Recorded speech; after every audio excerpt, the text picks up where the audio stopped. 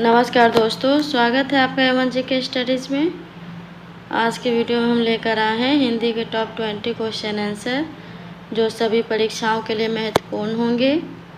अगर आप किसी भी परीक्षा की तैयारी कर रहे हैं तो ये वीडियो आपकी सहायता करेगी, इसलिए वीडियो को आप लोग पूरा देखें। इनमें से जितने भी क्वेश्चन के आंसर जानते हैं प्लीज़ कमेंट बॉक्स में ज़रूर दीजिएगा, और चैनल पे नए हैं तो चैनल को भी सब्सक्राइब ज़रूर कर लीजिए। चलिए आगे बढ़ते हैं। आज का आपका पहला सवाल है, इलाहाबाद में बोले जाने वाली बोली कौन सी है? आपके ऑप्शन से ए ब्रज, बी अवधी, सी खड़ी बोली, डी भोजपुरी। सही जवाब ऑप्शन बी अवधी। इलाहाबाद या प्रयागराज में मुख्य रूप से अवधी बोली बोली जाती है, जिसे इलाहाबादी बोली भी कहा जाता है। अगला सवाल, जुगुप्सा का स्थायी भाव किस रस से संबंधित है? आपके ऑप्शन से ए करुण, बी रौद्र, सी विभत्स, डी अद्भुत। जवाब दीजिए। सही जवाब है ऑप्शन सी विभत्स। जुगुप्सा का स्थायी भाव विभत्स रस से संबंधित है।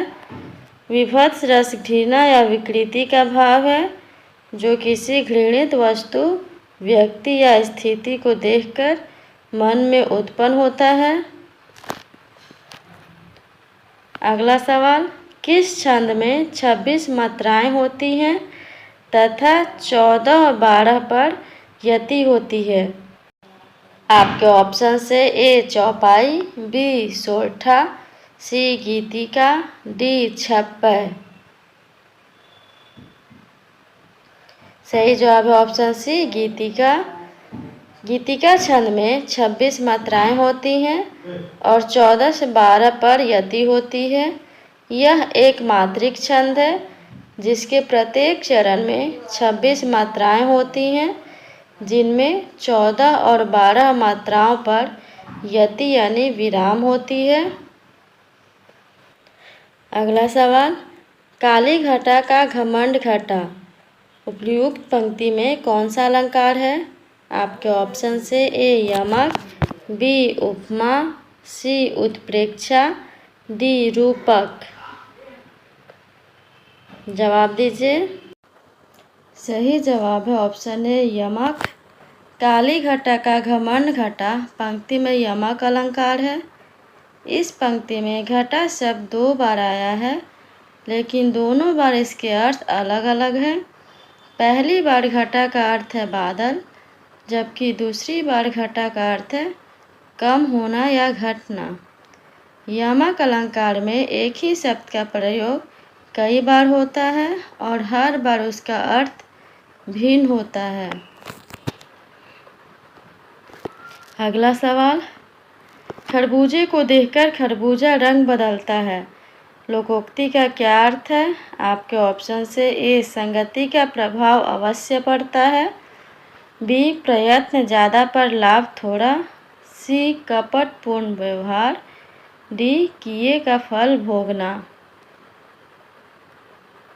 जवाब दीजिए। सही जवाब है ऑप्शन ए संगति का प्रभाव अवश्य पड़ता है। प्रस्तुत लोकोक्ति का अर्थ है कोई व्यक्ति दूसरे के प्रभाव में आकर वैसा ही बन जाता है या उसके जैसा व्यवहार करने लगता है। अगला सवाल, हिंदी वर्णमाला में ऊष्म व्यंजन कौन से हैं? आपके ऑप्शन से ए च छ ज झ, बी ट ठ ड ढ, सी त थ द ध, डी तालाब स मूर्धन स दंत स और ह। सही जवाब ऑप्शन डी तालाब स मूर्धन स दंत स और ह। हिंदी वर्णमाला में ऊष्म व्यंजन तालाब स मूर्धन स और ह है। इन वर्णों के उच्चारण में मुख से विशेष प्रकार की गर्म यानी ऊष्म वायु निकलती है, इसलिए इन्हें ऊष्म व्यंजन कहा जाता है। अगला सवाल, अनुवीक्षण का संधि विच्छेद क्या है? आपके ऑप्शन से ए अनधन विक्षण, बी अनुधन ऐसन, सी अनुधन इक्षण, डी अनुधन इक्षण। जवाब दीजिए। सही जवाब है ऑप्शन डी अनुधन इक्षण। अनुवीक्षण शब्द में यण संधि है, इसका संधि विच्छेद अनुधन इक्षण होगा। अगला सवाल, रातों रात में कौन सा समास है? रातों रात में कौन सा समास है? आपके ऑप्शन से ए द्वंद्व, बी द्विगु, सी अव्ययीभाव, डी तत्पुरुष। जवाब दीजिए। सही जवाब है ऑप्शन सी अव्ययीभाव। रातों रात में अव्ययीभाव समास होता है। जहाँ शब्द की द्विरुक्ति यानी दोहराव होती है वहाँ अव्ययीभाव समास होता है। रातों रात का समास विग्रह है रात ही रात में। अगला सवाल, बहिर्मुखी में कौन सा उपसर्ग है?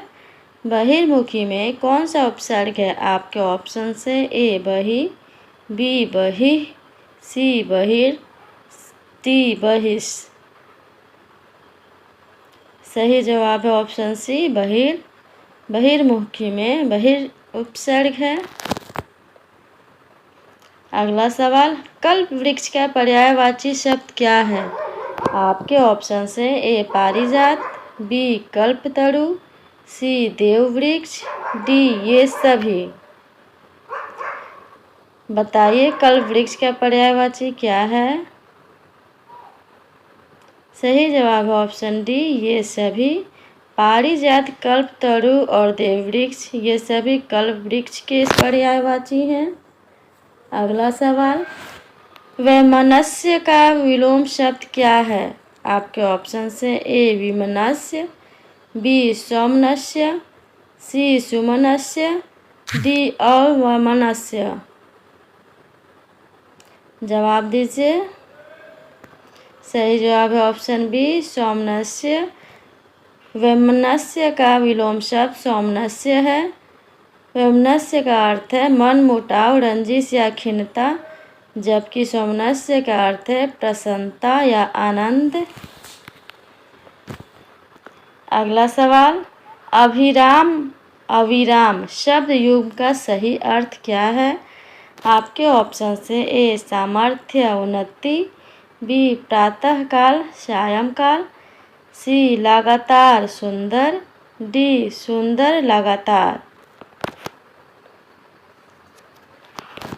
सही जवाब ऑप्शन डी सुंदर लगातार। अभिराम और अविराम शब्द युग्म का सही अर्थ है सुंदर लगातार। अभिराम का अर्थ सुंदर, प्रिय, रम्य होता है, जबकि अविराम का अर्थ लगातार, बिना रुके होता है। अगला सवाल, पूरब और उत्तर के बीच की दिशा के लिए एक शब्द है। आपके ऑप्शन से ए आग्नेय, बी ईशान, सी वायव्य, डी नैऋत्य। जवाब दीजिए। सही जवाब है ऑप्शन बी ईशान। पूरब और उत्तर के बीच की दिशा के लिए एक शब्द ईशान होगा। अगला सवाल, वधू का बहुवचन क्या होगा? वधू का बहुवचन क्या होगा? आपके ऑप्शन से ए वधुएं, बी वधुओं, सी वधुएं, डी वधुएं। सही जवाब ऑप्शन सी वधुएं।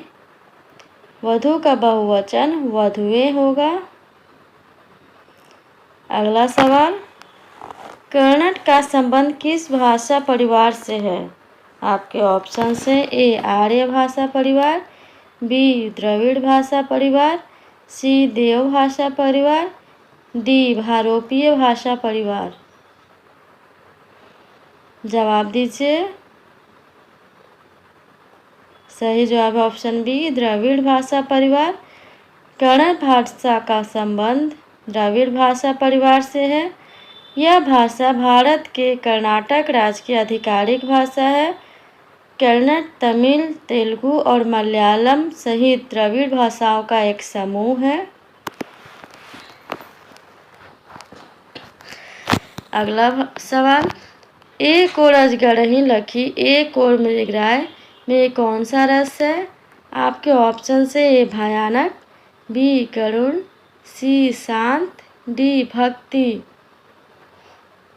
जवाब दीजिए। सही जवाब है ऑप्शन ए भयानक। इस पंक्ति में अजगर यानी सर्प और मृगराय यानी शेर जैसे भयावह जानवरों का वर्णन किया गया है जो एक राहगीर को डर से मूर्छित कर देते हैं। इस पंक्ति में भय और डर की भावना व्यक्त की गई है जो भयानक रस की विशेषता है।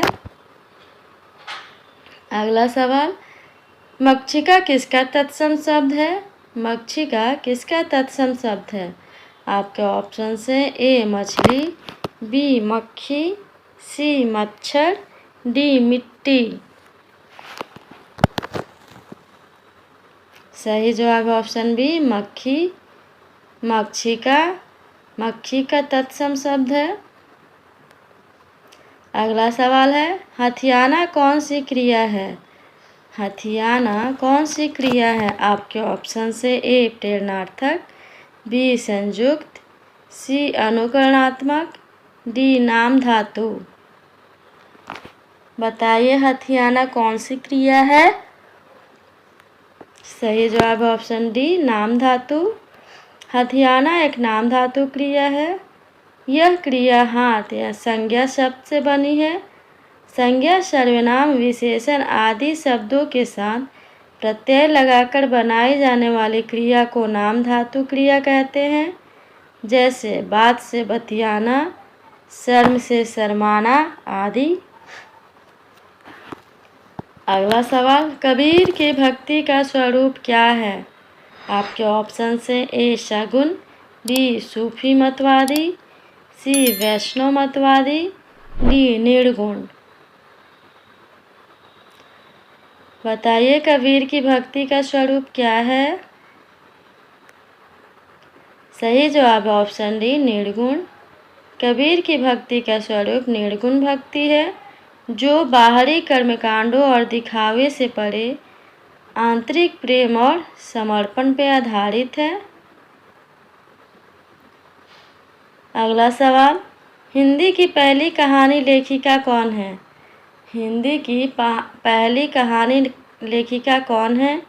आपके ऑप्शन से ए बंग महिला, बी सत्यवती, सी चंद्र किरण, डी चंद्रकांता।